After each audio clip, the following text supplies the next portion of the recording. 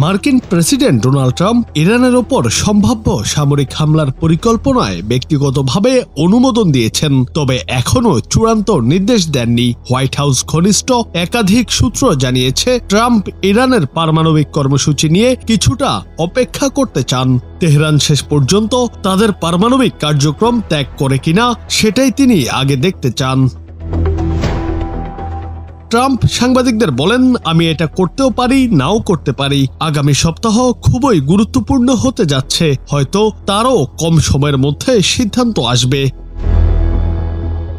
ব্লুমবার্গের প্রতিবেদনে বলা হয়, যুক্তরাষ্ট্রের ঊর্ধ্বতন কর্মকর্তারা আগামী দিনে ইরানে সম্ভাব্য হামলার জন্য প্রস্তুতি নিচ্ছেন। কিছু সূত্র বলছে, সপ্তাহান্তে হামলার সম্ভাবনা রয়েছে।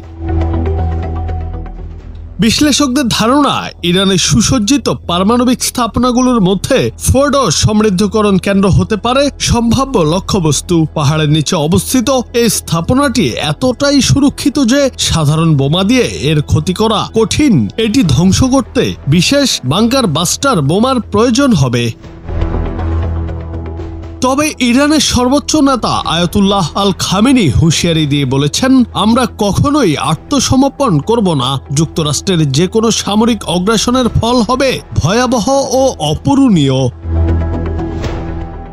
এদিকে মধ্যপ্রাচ্যে মার্কিন সামরিক উপস্থিতি জোরদার করা হয়েছে। একটি তৃতীয় ইউএস নেভি ডেস্ট্রয়ার পূর্ব ভূমধ্য সাগরে প্রবেশ করেছে এবং একটি দ্বিতীয় বিমানবাহী রণতরী আরব সাগরের দিকে অগ্রসর হচ্ছে। যদিও পেন্টাগন জানিয়েছে এই প্রস্তুতি প্রতিরক্ষামূলক, তবে ইসরায়েলের পাশে সরাসরি যুক্তরাষ্ট্র যুক্ত হলে এগুলো তাৎক্ষণিকভাবে কাজে লাগানো যাবে।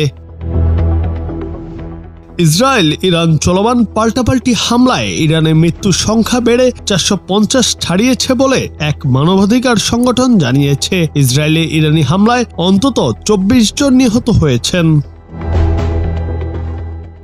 জুনায়েদ আহমেদ, বাংলা টিভি।